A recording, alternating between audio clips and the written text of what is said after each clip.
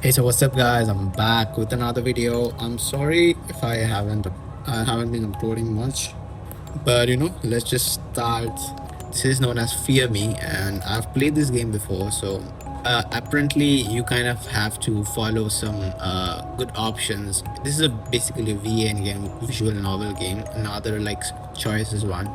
So so basically, the bad thing about this game is you can die at any point of the time. Okay, so you kind of have to make sure that you kind of keep this guy happy. So start of the game, I guess. The room was silent, illuminated by the metering through the window. You looked anywhere but at your therapist. You didn't yet feel comfortable enough to attending this session. Okay, let me just uh,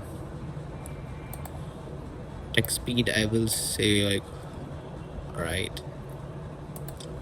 Attending the session felt like a chore, more than for your own good. It seemed like a way to keep an eye on you, therapist. You know you have no obligations to talk about him.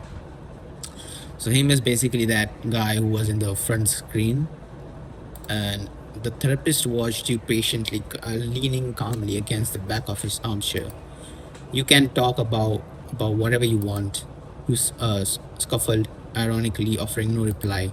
It has been 7 days, enough time for someone to change, don't you think? Instinctively, you raised your hand to the left side of your face, where a patch covered your left eye. He hurt you. There's no doubt about it. The police, the hospital, everyone has their version, but I want yours. You struggle. That's fine. Silence is an answer. You looked towards the window. Your reflection silhouettes was visible in the glass. Even though you couldn't see yourself clearly, your posture, your and expression were noticeably different from a week ago. So basically, I think that this all happened within a 7 days period, which what he has gone through as like the guy who kind of is the main character is kind of a lot in 7 days. Anyway, so there's a lot of, I guess, endings to this story, but I feel like let's be honest to ourselves and let's not get killed at the beginning, because I really want to go to the end where, and you saw the end in the beginning anyway, like a therapist, like if you survive you get to talk with this therapist at the end of the game. So you kind of have to live. The whole point right now is to live right now. So anyway, so the start of your shift is like the start of it's like your life start button. You have a clear routine: wake up, work, and sleep. You have no legacy, no ambitions, no pending matters. You fulfill your duties as student and finish school, but you lack the motivation to pursue a dream or a goal beyond. Where are you now? You feel as if you don't have a starring role in the world because nothing special has happened to you yet. I can relate to the MC a bit because at like when you are fresh off school, I guess you graduated school, life becomes a weird thing because everyone's going somewhere or the other. Some people are going abroad, some people are going to colleges, like mainly colleges, because they want to pursue something. And if they want to pursue something abroad to get like a safer life or a good job and stuff, I think that's probably the thing to go for. But I feel like when you are in your early 20s, you are not really kind of done. You're not really, you really don't know. You're kind of stupid. You are still not as stupid as you were in your teens. Of course, you have that responsibility. You have to kind of look over your family, you look over everything else. But I feel like 20s are something like this. I feel like if you don't have ambition much, you kind of get into these jobs, I guess. But and you kind of earn okay, I guess. I don't know, because I'm in college, so I don't know. In fact, one could say you could let apathy guide you, and an apathy that numbs your strong feelings. A roller coaster ride pleasant. You trip and fall face first in public, not the end of the world. Positive or negative, your emotion range was very low, like a perfect blank canvas. Anyway, you try to make your life as comfortable as possible. As strange as it sounds, you work at a video game store that attracts only nostalgics and cinephiles. The main reason you took the job because you like it. You can spend hours watching movies and never get bored. The place is colorful enough to not depress just you just by being there. And if you are lucky, you might run into an interesting character or two. Of course, besides the characters that already exists. Sydney, catching up on lost time.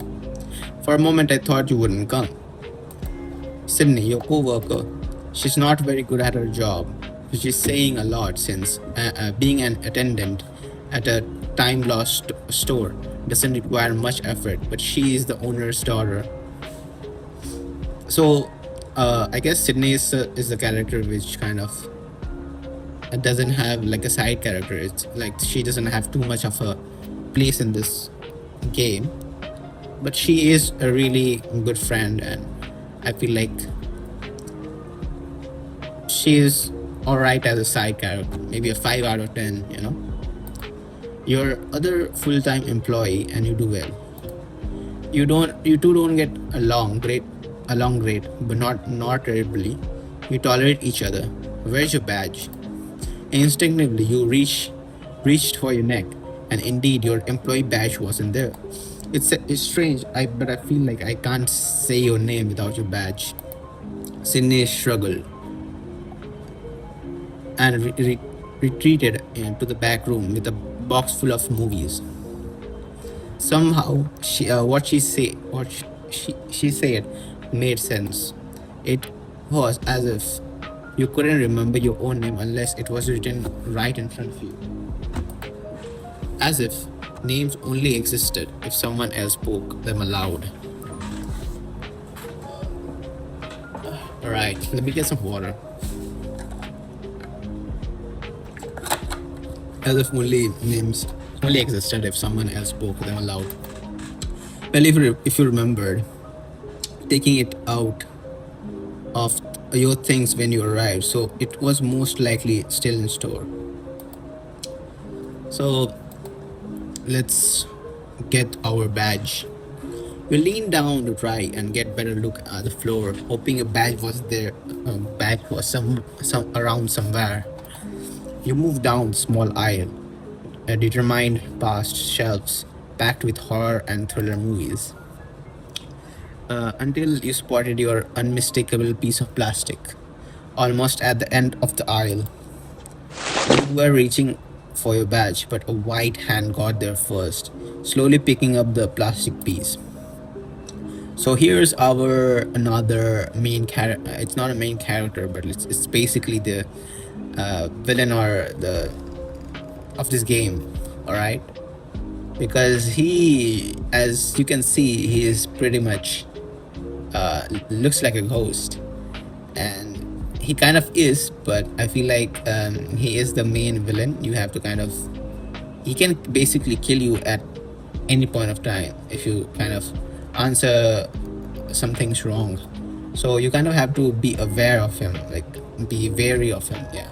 You looked up and found yourself facing a tall hooded man with his face covered. He looked like a potential criminal or someone with a bad cold. But you didn't have any energy to worry. You straightened up, standing face to face. This man seemed to ignore you, more interested in your badge in his hand. Is this yours? His voice, muffled by the fabric, was deep and slightly raspy. You nodded slightly, looking at the man suspiciously. By the way, he cocked his head. Prove it. Now you could finally visualize your name. Your name is let's name us a Finn. My keyboard isn't working. Okay. Finn. Alright. The man looked at the badge in silence, and for a moment you truly thought you might have been wrong after all. But he offered you the piece of plastic. Alright, Finn. You took your took the badge in your hands, giving the guy a look. Uh, uh, okay, so the thing about him is, if you mock him, alright, uh, he kind of likes getting mocked. So that's a weird thing. He doesn't appreciate appreciation. So like see, that's the thing. Like if you choose like thank you and all this uninteresting stuff according to him, he kind of kills you instantly. Like it's only a 20 minute of content if you kind of don't know what he wants, and and you kind of like dead in like 20 minutes of the game starting off. So yeah, who are you? The bad security man struggled unconcerned. I just wanted to make sure I gave it to the right person. I clearly work here. He chuckled. Yeah, but it could have been belonged to someone else. It literally has my photo printed on it. The man waved it off dismissively. Would you have preferred I gave your badge to just any uniformed person who claimed it was theirs? His logic was strangely convincing. I guess not. The man cocked his head with a smirk. You couldn't see it through the bandana, but you knew he was smiling. See, I'm not so bad. The fact that he said that made you think the opposite. You slightly put the badge around your neck while he remained motionless in his spot. You slowly moved towards the counter. The guy stared at you as you moved, which only made your discomfort worse. You decided to ignore him, shifting your attention to one of the monitors next to you. You could if the hooded guy from before would stop wandering around the store so suspiciously. You tried your best to ignore him, but it was impossible to notice him. Maybe he was doing it on purpose. Hey Finn, at the sound of your name, you looked up at Sydney, who had come around the counter to stand next to you. Did you see that guy? He has been here for a very long time. You looked there. You looked where she was subtly. Oh my God, subtly pointing, and of course he was talking about the same guy. Hey, I saw him. Ishu shrugged. A very logical reaction, right? Maybe he's decided what to buy. He was pointing.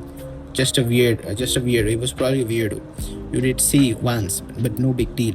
Anyway, Sydney, as annoying as she wasn't easily flustered. He's just a weirdo. We see those every day, but this one feels different. You were starting to believe Sydney and watched many movies. Had watched many movies, but then you remembered she didn't like cinema and only worked in her dad's store. When I talked to him, he didn't seem dangerous. Sydney turned to you surprised. You talked to him. Did he say anything strange? I don't know if he said anything strange. I forgot. Maybe he did because he is a freak, I think. Yes, he asked for my name. Huh, why? He picked up my badge, I guess to verify it was mine. Sydney held her chin thoughtfully. It was a little weird, I guess. Sydney looked at you in silence for a few seconds, then sighed. If it makes you uncomfortable, I can ask him to leave. Sydney shook her head, glancing at the guy. You're probably right. Okay, I will leave you to it. I will go check the inventory. Sure. You settled into your designated chair, and before you could pretend to look at the receipts, Sydney spoke again. But if he does anything suspicious, let me know. Okay. Alright. So it is going pretty smoothly, I guess. You nodded slightly. Sydney didn't wait for the verbal response, and she just went back to her task. Alright. You kept your eyes fixed on the monitor for a moment. Out of the corner of your eye, you glanced at the aisles. The guy was still there, just standing. He was looking at a shelf held nothing particularly interesting. And then he looked at you. It wasn't a quick, distracted glance. It was direct. My cheat isn't working because honestly, I feel like I should maintain his gaze to survive. I don't know. Yeah. So you returned his glaze with the same intensity. You didn't know if you were doing it out of bravery, stubbornness, or simply curiosity, but he didn't blink. Then he made a slight gesture, almost an imperceptible nod of head, as if he were greeting you. We decided to ignore him, turning our attention back to the monitor to remove the CD from the player. As you put the CD back in its case, you looked at your options. Alright, we have to kind of choose horror anyway because we like horror, right? We like horror because we're playing a horror game. Yeah. We enjoy the scariness and the atmosphere that the horror movies create. We were about to pick a movie until the sudden sound of someone leaning on the counter in front of you distracted you. Okay, so one thing about this game is you kind of have to choose the most appropriate options according to the scene, alright? Even if you don't really know what options you should choose, you should pick the most relatable one, alright? Not the most logical one. Again, the stranger was there, this time in front of you, looking intensely at the CD in your hands. What movie are you going to put on? Excuse me? I just want to know what movie you are going to put on. Is that a crime? Of course not. But come on, I'm undecided. Maybe you can inspire me. You looked at him in silence for a moment, then sighed with weariness. So any like horror movies, I would say. I haven't even watched any of them actually, so I'm really confused. Black Swan, The Exorcist. I think The Exorcist is kind of a ha ha ha. Seriously, you like that? Hey, is a classic. I admit it had an impact, but it's just religious propaganda. I think this is kind of an important thing, so I don't know. It's just that he didn't like it, so I don't think I feel like okay, maybe you have a point, but it doesn't make it any less good. Whatever you say. Well, did that help you decide? The guy cocked his head. Now you knew for sure that his way of showing mockery, a little. Though what caught my attention was most was the genre you chose. You raised an eyebrow. Oh yeah, and what about it? Horror. His tone dropped. Interesting choice. It always says something about the person who prefers it. Like what? That you are looking to feel something real, or you want to fear, or you want fear to have a face. You are looking to feel something real. This is kind of weird because I haven't watched that much horror movies, but I don't know. It's maybe he is kind of right. Something you can understand even if it means danger. His words were soft, but they prickle like needles into your skin. Or maybe I like strong emotions without putting myself at risk like everyone else. But you are not like everyone else. Well, that phrase needs to be removed from the visual bingo card. He moved a little closer to the counter. He didn't invade your space, but it was as if he caressed it. You don't seem to be afraid. Should I be? Depends. Do you prefer to see horror from the outside or have it stare back at you?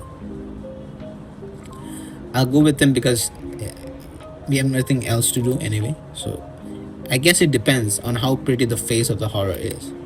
He tilted his head slightly as if you said something he didn't quite expect, but he didn't seem surprised either. Wow.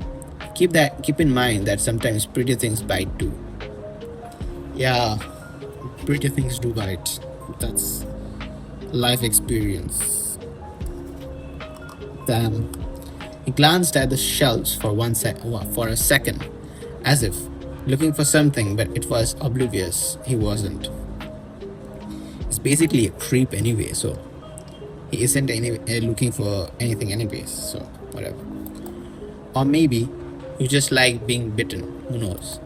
He shrugged. as if downplaying his own words. He extended a finger and drew circles on the counter surface. He was pretending to think, ignoring you, but aware of your presence. For your mental sanity's sake, you needed to hurry him up. Uh, okay, so at this point, you'll be thinking, be subtle about it would be the way to go, but be direct about it is the way to go. Hey, buddy, could you hurry up? What's the rush? There aren't any customers besides me. Do you even want to buy anything? The guy chuckled. I'm just indecisive. I'm not bothering anyone.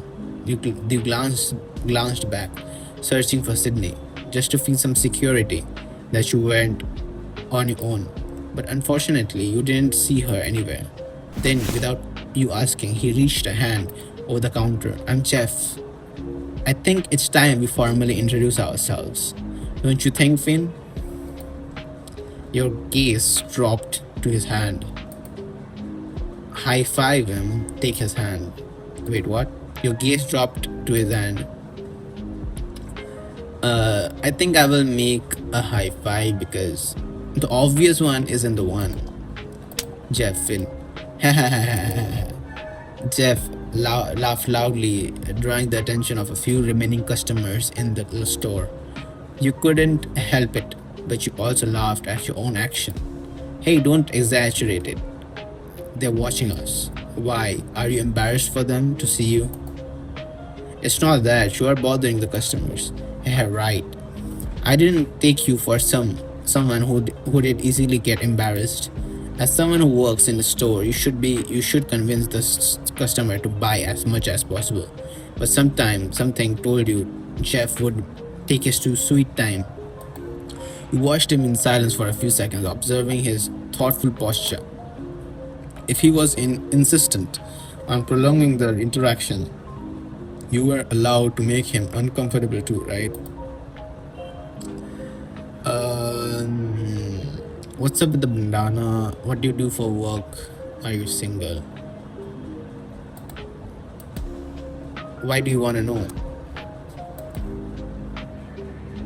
Curiosity. Does it hurt? It doesn't anymore. That's what matters. You weren't one to meddle in someone others people affair, but you already had established a conversation with him. You couldn't just not care. Well, did you decide what to get?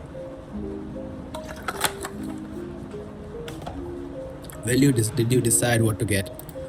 Jeff refocused his attention on you. Wow, it seems you really want to get rid of me. Uh, no, not at all. I love wasting time with weirdos who talk in circles as if they were lost in the supermarket. Jeff's eyes widened. Seeing what? Hey, that was mean. You were going to make me cry. He clutched his chest dramatically, then clutched again, chuckled again. This time, his laugh was softer, more genuine. I don't know if this was funny because I talked to you, or because I ruined your day. The statement came out with unsettling frankness. You didn't know how to react, but you knew that in the end, Jeff had done things on purpose. Well, at least you admit you weren't exactly a delight. Sure, I'm not an idiot. I know what kind of reaction I get from people. Jeff struggled, then tilted his head, questioning and mocking. Do you treat customers like this, or am I special? You couldn't help but let out a small laugh at his words. You know what? I don't usually spend so much energy on strangers, but you earned it. But you earned it.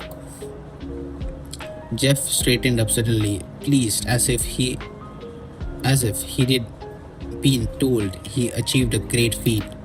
I'll take it.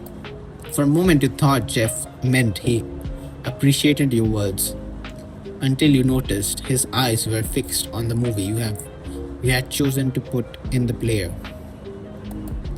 Okay, or you didn't think he did like it, but you appreciated that he ended up talking something.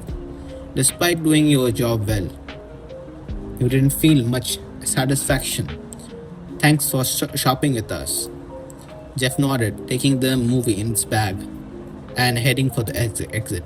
It was a pleasure, Finn. He waved goodbye, and you uh,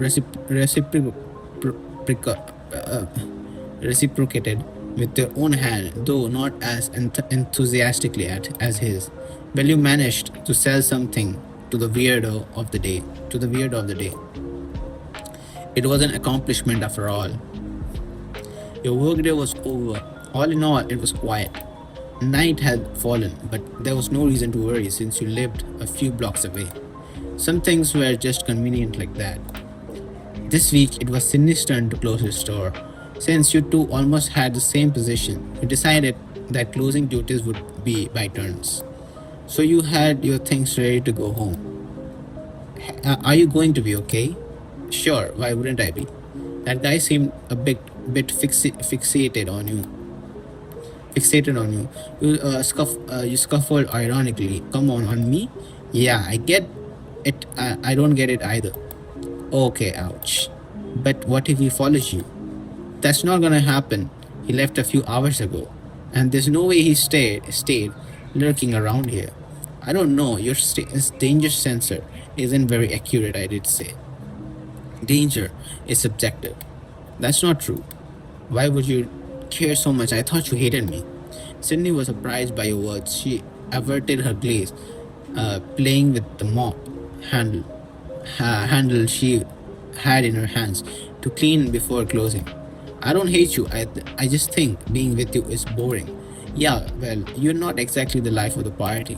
I don't mean it in a bad way, really. I feel peaceful with you.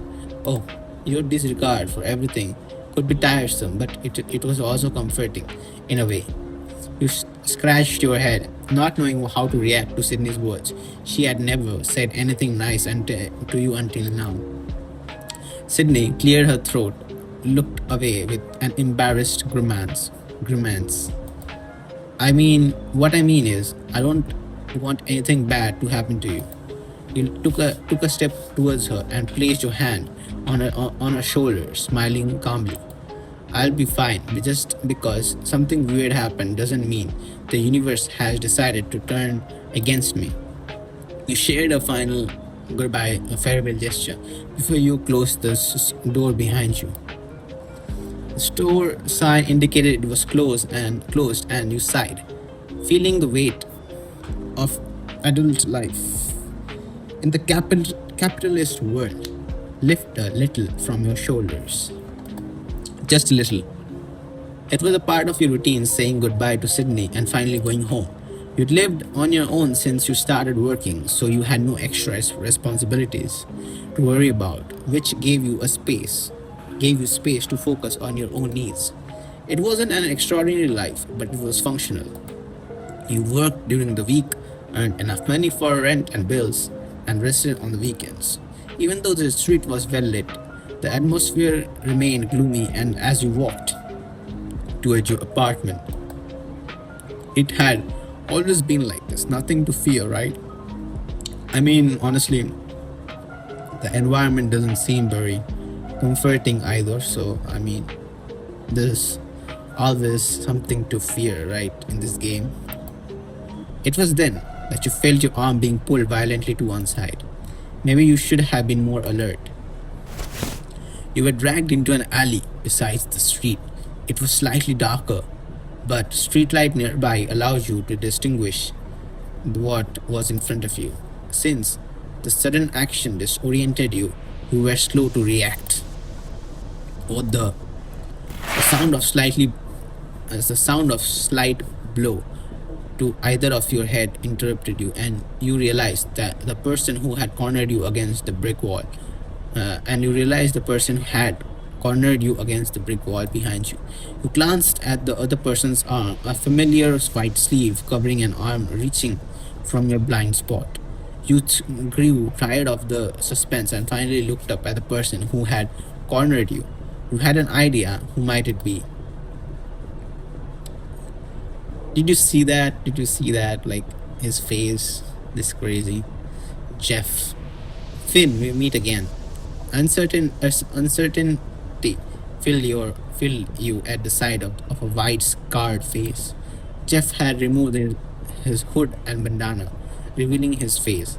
His skin varied in colors and textures. His nose was sunken.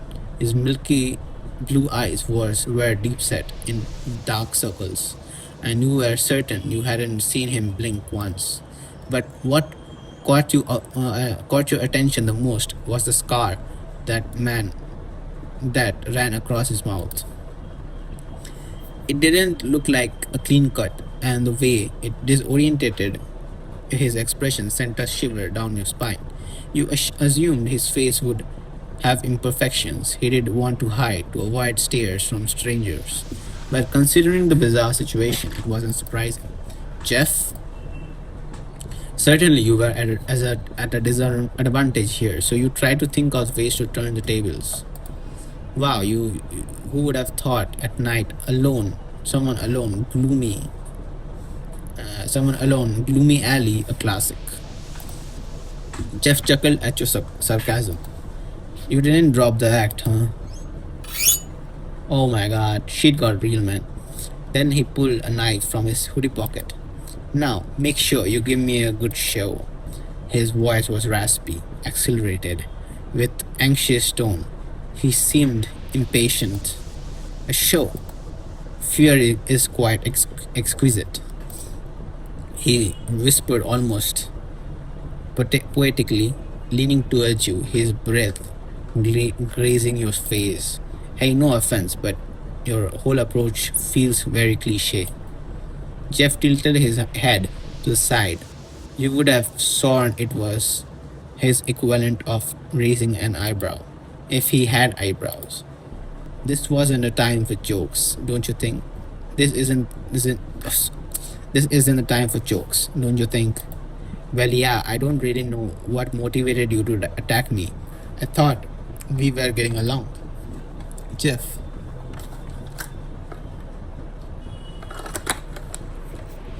Jeff pressed the width of the blade against your cheek, the cold metal against your warm skin.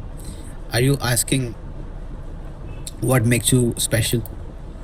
Is being special having you drag me into the dark alley? Wow, you must not be very popular. Jeff snorted in annoyance, grabbed your shoulder with the hand that had cornered you and slammed you against the wall behind you. Man, he's strong than like he just grabbed me by the shoulder with one hand. Crazy. You felt your head hit the rough texture of the hard surface, making you wince. Apologize, tease him. Okay, so I would probably tease him because apologize doesn't work on him, apparently. Harder. Jeff released you and stepped back a couple of paces, as if you burned him. His expression reflected surprise, and it was a bigger reaction than you expected. Relax, I'm just kidding. That wasn't funny. It was to me. Shut up, this shouldn't be funny. You should be afraid. Jeff approached again, raising the knife to your neck. Instinctively, you pulled away from the blade, feeling the tip pierce your chin. You're in an alley, at night with a knife at your throat. So I'll ask again, are you afraid? I am afraid. You didn't. Jeff hadn't made much of an impression on you. You were aware of the situation. You were aware your situation was dangerous, but it couldn't really matter less to you. But anyway, it seemed fun to see what would happen if you messed with him. For now, you decided to play along. You know what? Yes, I'm afraid. Jeff recovered his spirits, extending his wide smile. He lowered the knife, but he kept it in his hands. He wasn't threatening you. Maybe he wanted to keep having fun with you. Good, good. That's what I wanted to hear. Typical. Now, what scares you most about me? Evidently, Jeff enjoyed seeing fear in his victims. For now, you managed to keep him happy enough to maintain a conversation with you. But Maybe he wanted to dig deeper. Perhaps he liked knowing in detail what provoked in his victims. That's funny. Can you accept the challenge of indulging him? He's insane. He's going to kill you. Voice, face. Ding ding, we have a winner. What's the prize? Jeff didn't seem to appreciate your sarcasm, but he took it well. I could think of a few. This is the most fun that I that this is more fun than I thought it would be. Anyway, why are you attacking me? Jeff stared at you in silence for a few seconds, his smile static. You felt like demanding. He blinked. I think killing you would be fun. Great. You had hoped he would just he was just a simple thief going through an angsty teenage phase and only wanted to scare you, but it turns out he's a madman who genuinely intended to murder you. You hit the jackpot. And I thought I had won your heart. Oh, that takes a lot more than just one day. That seemed like useful information, but for the future you should focus on surviving now. I know, let's play a game. Play what? A simple game of tag. What happens if I win? I'll let you go. That's what you did like me to say. Ha ha ha. He was an idiot, a very dangerous idiot. You had to choose carefully. Jeff stumbled over his words, not having expected that response. Jeff straightened up over you, analyzing you in silence. His face strangely expressionless. You assumed, because with his mouth mangled as it is, he condemned to have the same expression permanently. Permanently. Suddenly, you felt your neck squeezed tightly, making it hard to breathe. Instinctively, you raised your hands, pulling and pulled at Jeff's arms, an impulse from your body to try and fight. Fear me. The complaint sounded almost childish, despite coming from a threatening man. You tried to respond anything, but your vocal cords were being God damn it, squished, squeezed too tightly. You managed to hear his murmur before you felt the pressure on your neck release. His hand remained on your neck, but only pressed enough to immobilize you. You cough and gasp for air, trying to recover your breath.